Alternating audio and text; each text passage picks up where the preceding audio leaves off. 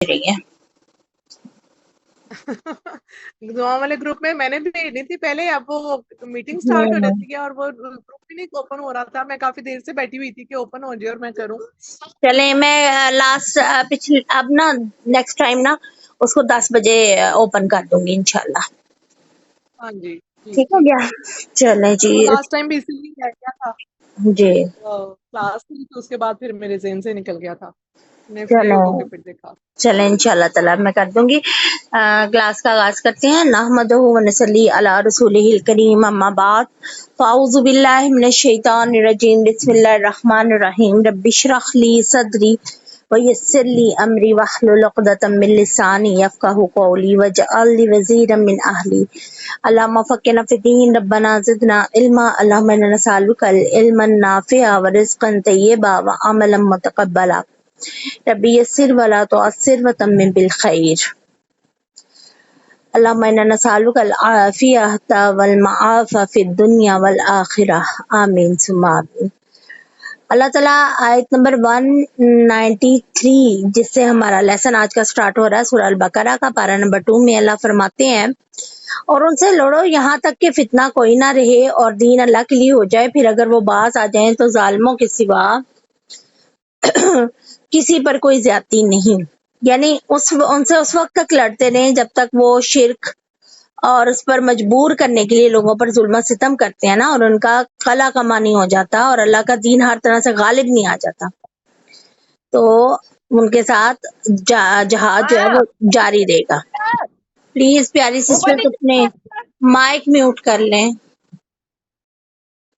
जी sorry ma'am, अस्सलाम वालेकुम रहमतुल्लाहि व वालेकुम बरकातहू। अस्सलाम रहमतुल्लाहि व बरकातहू। जी औज़ुबिल्लाहि मिनश शैतानिर रजीम। अब अल्लाह ताला ने यहाँ पर ये भी बात फरमा दी कि जहाँ मुसलमान मजलूम होंगे वहां पर जहाद जो है ना वो मुसलमानों पर फर्ज हो जाएगा। और रसूल अल्लाह सल्लल्लाहु अलैहि वसल्लम ने भी ये बात फरमाई है, उनकी हदीस से हमें मिलती है कि मुझे हुक्म दिया गया है कि मैं तमाम लोगों से जंग करूं यहाँ तक कि वो इस बात की शहादत दे के अल्लाह के सिवा कोई माबूद नहीं और मोहम्मद सल्लल्लाहु अलैहि वसल्लम अल्लाह के रसूल हैं, और नमाज कायम करें और ज़कात अदा करें। फिर जब वो ये काम कर ले तो उन्हें अपने खून और अपने अम्वाल मुझसे महफूज यानी उन्होंने कर लिए, मगर इस्लाम के हक के साथ उनका हिसाब अल्लाह पर है। ये बुखारी की हदीस है, ठीक है। तो यानी शिर्क से बाज आना या मुसलमानों के साथ लड़ाई से बाज आ जाना ये शर्त है। तो इस सिलसिले में अल्लाह ताला ने ये हमें हदायत दी हैं। ये दो चीजें मतलूब है मुसलमानों को। अब अगली आयत में अल्लाह ताला फरमाते हैं हुर्मत वाला महीना, हुर्मत वाले महीने के बदले और सब हुर्मतें एक दूसरे का बदला है, बस जो तुम पर ज्यादती करे सो तुम उस पर ज्यादती करो और इसकी मिसल जो उसने तुम पर ज्यादती की, और अल्लाह से डरो और जान लो कि बेशक अल्लाह डरने वालों के साथ है। इसके साथ ही अल्लाह ताला हुक्म फरमाते हैं कि अल्लाह के रास्ते में खर्च करो और अपनी हाथों को हलाकत की तरफ मत डालो और नेकी करो, बेशक अल्लाह नेकी करने वालों से मोहब्बत करता है। आप सल्लल्लाहु अलैहि वसल्लम जब जिलक़दा 6 हिजरी में उम्रे के लिए तशरीफ ले गए थे ना, तो कुफार ने मज़ाहमत की थी, उम्रे से रोक दिया था और बिलाखिर सुलह हो गई और मुसलमानों, ये सुलह हदैबिया की बात हो रही है यहाँ पर, जो मायदा सुलह हदैबिया के नाम से मशहूर है, ठीक है। तो दूसरे साल मुसलमान जो है ना यानी आइंदा आने वाले साल में उम्रा करेंगे। अब जब दूसरे साल 7 हिजरी में मुसलमान उम्रे के लिए रवाना हुए ना, तो उन्हें ये अंदेशा हुआ कि माह हराम और हरमे मक्का में तो लड़ाई मना है, लेकिन अगर कुफार ने बदअहदी की और हमें उम्रे से रोक दिया तो हम क्या करेंगे। तो फिर अल्लाह ताला ने ये आयत नाजिल की थी। यानी हुर्मत वाले महीनों की हुर्मत की पासदारी कुफार की तरफ से भी उनकी हुर्मत की पासदारी के मुकाबले में है, ये याद रखें। जमाना जाहिलियत में भी जो 4 माह थे ना हुर्मत वाले, जिलकद, जिलहज, मुहर्रम और रजब, ये 4 महीने हुर्मत वाले हैं जिनको अल्लाह ताला ने भी हुर्मत वाला करार दिया। और इस सिलसिले में हमें ये हुक्म दिया गया कि अगर हुर्मत वाले महीने में भी कोई हमारे साथ बदअहदी करता है, लड़ाई करता है, तो फिर हम उसको उसका जवाब दे सकते हैं। अब यहाँ पर जो आप देखिए हदायत हमें मिल रही है ना कुरान में کہ فَاتَدُوا عَلَيْهِ بِمِثْلِ مَا تَدَا عَلَيْكُمْ، کہ یعنی آپ زیادتی کا بدلہ اتنا ہی دیں گے جتنا وہ آپ سے کرے گا زیادتی. یعنی ایک تھپڑ جتنی اس کی مثال میں سمجھا رہی ہوں کہ ایک تھپڑ جتنی زور سے کسی بندے نے آپ کو مارا، آپ بدلہ اگر لینا چاہتے ہیں تو اتنا ہی ایک تھپڑ اتنی ہی طاقت والا جتنا اس نے مارا صرف اتنا ہی مار سکتے ہیں. یعنی جتنی برائی اس نے آپ کے ساتھ کیا آپ اتنی برائی اس کے ساتھ کر سکتے ہیں. اسلام میں اس کی ممنوعیت نہیں ہے، بلکہ بدلے لینے سے بعض اوقات جو ظالم ہے نا وہ اپنے ظلم سے بھی باز آ جاتا ہے کہ بھی ظلم نہ کریں. بعض اوقات ایسا ہوتا ہے نا کہ کوئی انسان کسی دوسرے پہ ظلم کرتا ہے اور اس کو جواب نہیں ملتا، لوگ ظلم سہتے رہتے ہیں، تو ظالم کا یعنی حوصلہ اور بڑھ جاتا ہے. تو دین اسلام میں یہ فلسفہ ہے کہ بدلہ لیا جا سکتا ہے. تو آپ اس چیز کو نوٹ کر لیں.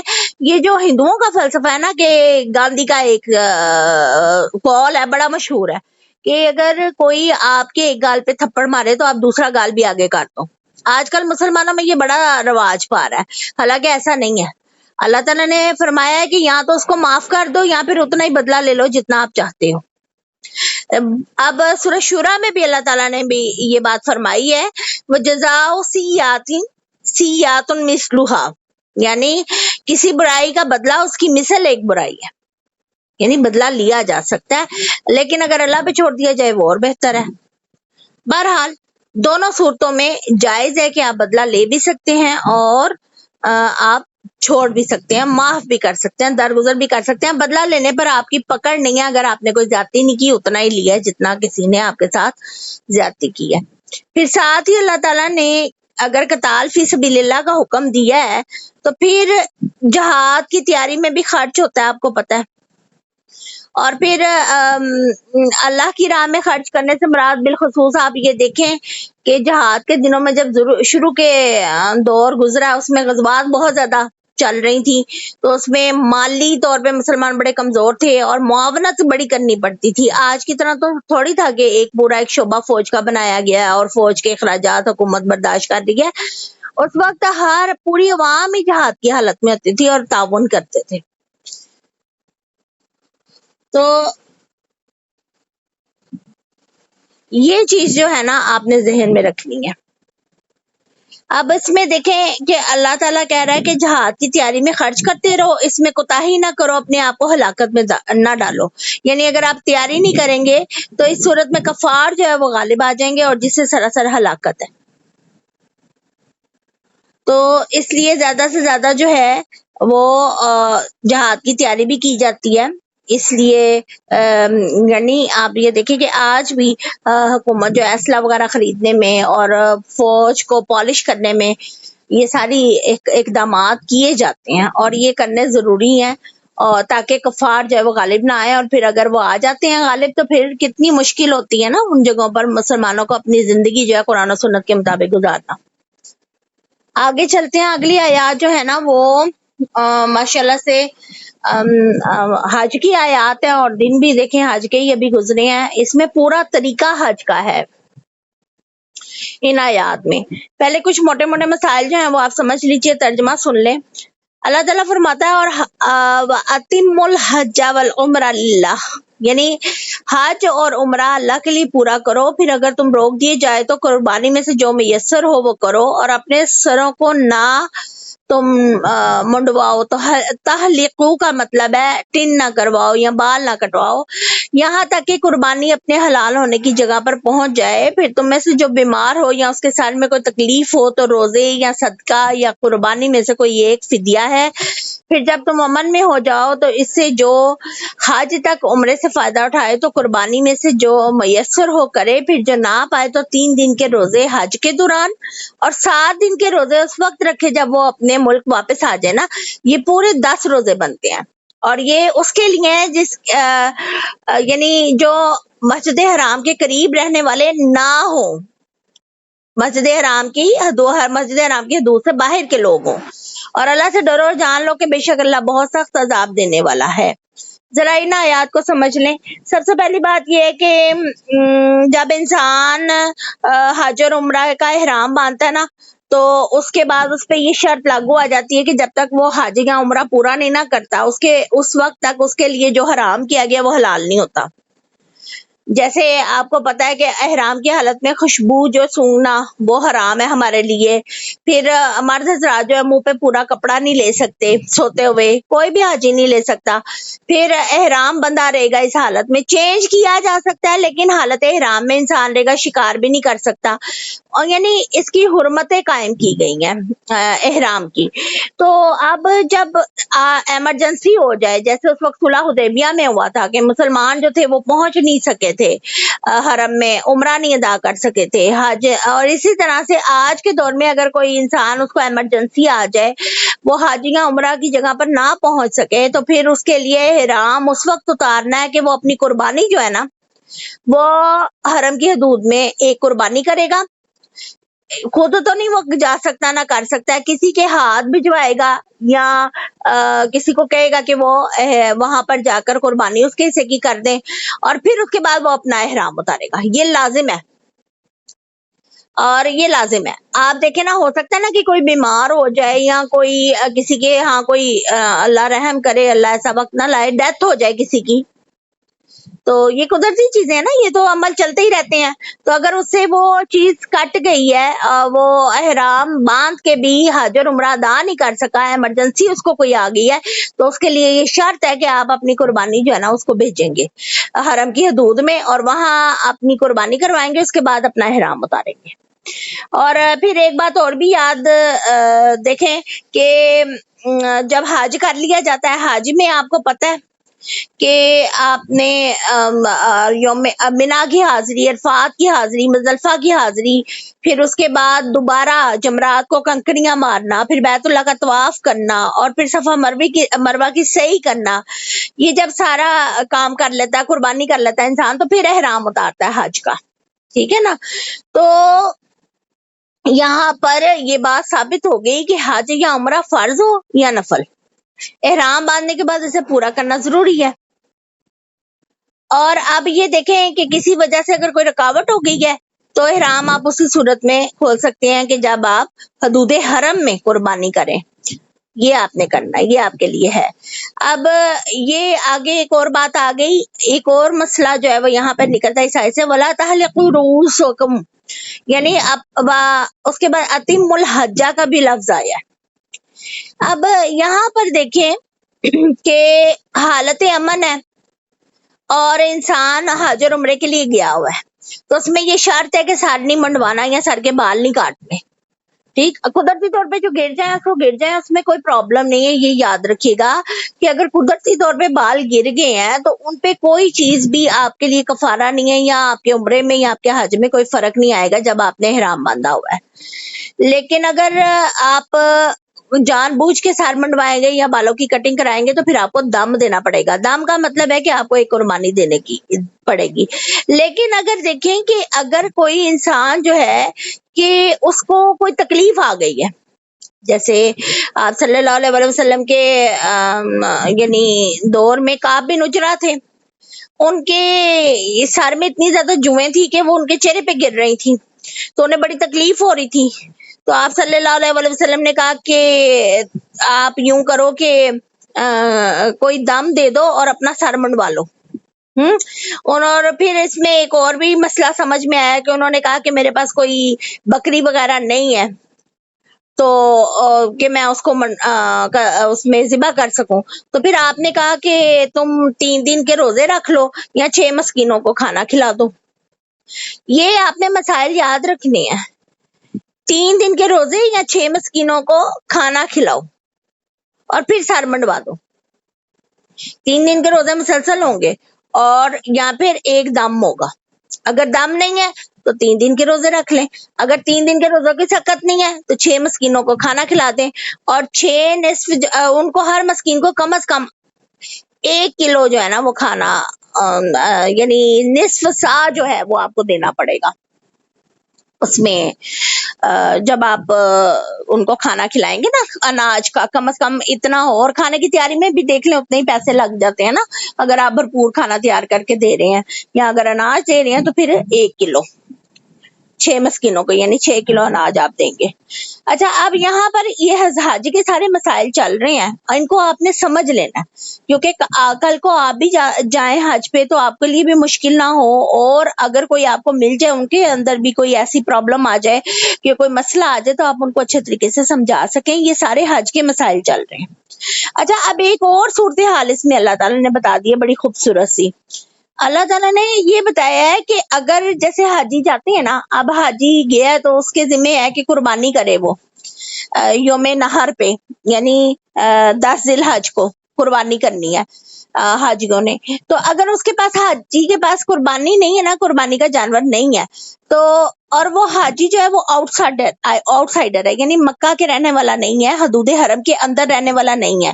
جیسے میں اور آپ پاکستان سے جاتے ہیں حج کرنے تو ہم تو حدود حرم سے باہر رہنے والے ہیں نا، تو پھر ہمارے پاس اگر پیسے نہ ہو، ہم قربانی نہ کر سکیں، تو پھر ہمارے لیے اللہ تعالیٰ نے بڑی سہولت دی ہے کہ ہم لوگ 3 دن کے روزے دوران حج رکھیں گے، ٹھیک ہے۔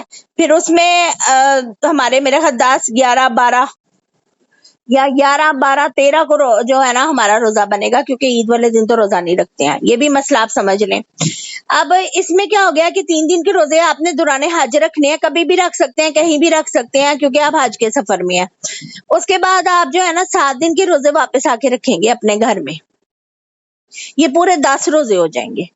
3 روزے وہاں رکھنے ہیں اور 10 روزے جو ہیں گھر آ کے رکھنے ہیں۔ اور جو حدود حرم میں لوگ ہوتے ہیں نا، ان کے اوپر حج کی قربانی جو ہے نا وہ واجب نہیں ہے، یہ بھی یاد رکھنے آپ نے۔ اور پھر آپ دیکھ لیں یہاں پر میں آپ کو بتا دوں کہ حج کی جو ہے نا وہ تقریباً 4 قسمیں ہیں، میں آپ کو بتا دوں۔ سب سے پہلے حج قران ہے، بڑا مشکل ہے، یہ آپ صلی اللہ علیہ وسلم نے بھی کیا اور حضرت علی نے بھی کیا، رضی اللہ تعالیٰ عنہ نے حج قران کیا تھا۔ حج قران جو ہے یہ اس میں حج اور عمرہ دونوں کا احرام اکٹھا باندھا جاتا ہے، یعنی احرام نہیں کھولا جاتا عمرہ کر کے، اور اسی احرام میں حج کا بھی جو ہے وہ اہتمام کیا جاتا ہے، اس کو حج قران کہتے ہیں۔ دوسری قسم کا حج جو ہے وہ حج تمتع ہے۔ حج تمتع میں یہ ہے کہ آپ عمرے کا بھی فائدہ اٹھاتے ہیں حج کے احرام میں، جیسے ہم پاکستانی ہیں وہ کرتے ہیں جا کے، اور آؤٹ سائڈرز کرتے ہیں، زیادہ تر لوگ حج تمتع کرتے ہیں، کیونکہ آپ صلی اللہ علیہ وسلم نے کیا تو حج قران ہے، لیکن پسند آپ نے حج تمتع کو فرمایا۔ حج تمتع میں کیا ہے کہ حاجی جاتے ہیں، پہلے عمرہ ادا کرتے ہیں، احرام کھول دیتے ہیں، اور پھر اپنی ریزیڈنس سے یا اپنے ہوٹل سے دوبارہ حج کے لیے احرام باندھتے ہیں۔ کلیئر ہو گیا؟ اور یہ ہو گیا حج تمتع۔ پھر اس کے بعد آتی ہے حج افراد۔ حج افراد ان لوگوں کا حج ہے جو لوکل ایریا میں رہ رہے ہیں، حدود حرم میں رہ رہے ہیں، وہ حج افراد۔ اور حج بدل ہے، حج بدل ہے کہ جیسے کوئی کسی کا فوت ہو گیا اور اس پہ حج فرض تھا، تو کوئی دوسرا آدمی یا کوئی عورت اس کے بدلے کا حج کرے، لیکن اس کے لیے شرط یہ ہے کہ اس انسان نے اپنا فرض حج ادا کیا ہو، پھر اس کے بعد ہی وہ حج جو ہے نا ادا کر سکتا ہے کسی دوسرے کا۔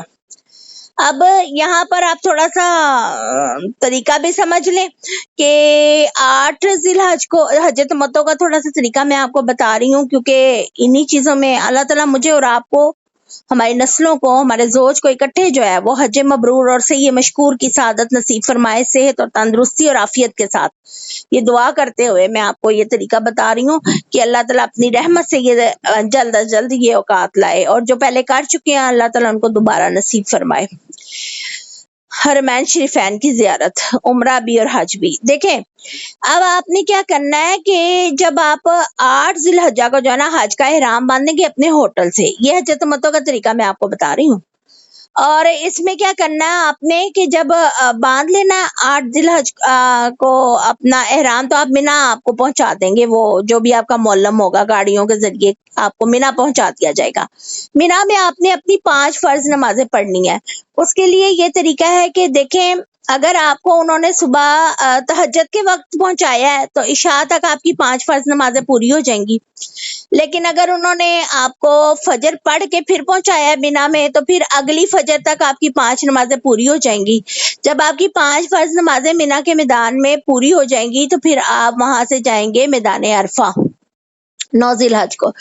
याद रखें वकूफ़ अरफा जो है वकूफ़ आज़म है। जो इंसान मैदान अरफात में हाज़िरी नहीं देगा उसका हज नहीं होगा। वहां पर आपने हदूद हरम की हदूद अरफात की निशानियां लगी होती हैं। मैदान अरफात से बाहर नहीं जाना और ज्यादा बेहतर यही है कि अपने खैमों में ठहरें। अब यहाँ पर एक और मसला समझ लें कि बाज़-औक़ात लोग जो है ना वो मस्जिद निमरा में जाने की कोशिश करते हैं या जबले रहमत पे जाने की कोशिश करते हैं। आप जितनी भी कोशिश कर लें थकेंगे और आपके मनासिक हज जो है वो अच्छे तरीके से अदा नहीं हो सकेंगे। लिहाजा जिन खैमों में आपको ठहराया गया वहीं आप ठहरें। अब जब वहां पे आप ठहरेंगे अपने मैदान अरफात के खैमों में तो वहां पे आप 2 नमाजें इकट्ठी अदा करेंगी, ज़ोहर और असर की। अब ज़ोहर और असर की जब आप नमाजें अपने खैमों में अदा करते हैं तो इसमें अगर कोई मर्द हजरात और औरतों का इकट्ठा मखलूत खैमा है तो उसमें वो दरमियान में पर्दा लगा के औरतें एक साइड पे कर देते हैं और जमात जो अगर कोई मर्द करवा रहा है तो फिर आप उसके पीछे ये नमाज पढ़ लेंगे। अदरवाइज औरत जो है ना वो एक ही साफ में औरतों के साथ ही खड़ी होकर जमात करवा सकती है। तो वहां पे आप ये दोनों नमाजें पढ़ेंगे। इसमें भी उलमा की 2 राय हैं। कुछ उलमा कहते हैं कि इसमें कसर पड़ी जाएगी, आप सल्लल्लाहु अलैहि वसल्लम ने कसर पढ़ी है। बाज उलमा कहते हैं पूरी नमाज पढ़ी जाएगी ज़ोहर और असर की। आप सल्लल्लाहु अलैहि वसल्लम ने जो कसर की थी तो उनका सफर था मदीने से बहुत लंबा। देखें उस दौर में तो 8-8 दिन लग जाते थे मदीने से मक्का आते हुए, लेकिन आजकल तो 4 घंटों में आप सऊदी अरब पहुंच जाते हैं और फिर वहां पे आपका स्टे भी लंबा होता है।